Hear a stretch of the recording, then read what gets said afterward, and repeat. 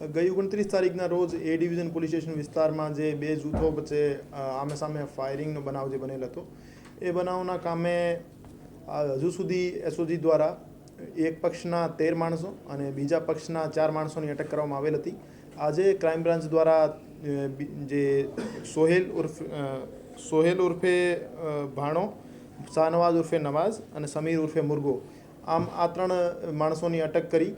તો આજની સ્થિતિએ 13 માણસો જે પેંડા ગેંગના અને મુર્ગા ગેંગના 7 માણસો આમ આ ગુનાના કામે 20 માણસોની અટકાયત કરવામાં આવેલ છે. હજુ બંને પક્ષમાંથી અમુક આરોપી ફરાર છે. એની શોધખોળ ક્રાઇમ બ્રાન્ચ અને એસઓજીની ટીમો દ્વારા ચાલુ છે. એમને હસ્તગત કર્યા પછી એમની ગહેન પૂછપરછ કરવામાં આવેલ હતી કે એમને હથિયાર કોણે સપ્લાય કર્યા હતા અને હથિયાર કોને આપ્યા હતા અને કઈ રીતે અહીંથી બનાવ બન્યા પછી ભાગ્યા હતા અને એને શરણ આપનાર કોણ હતો, એની ફાઇનાન્શિયલ ટ્રાન્ઝેક્શન, એમની લોકેશન, એની મોબાઈલની મૂવમેન્ટ, આ બધી બાબતે ગહેન પૂછપરછ કરવામાં આવેલ હતી અને સાંજે એમને એસઓજીને હસ્તગત કરી હેન્ડઓવર કરી દેવામાં આવેલ હતા.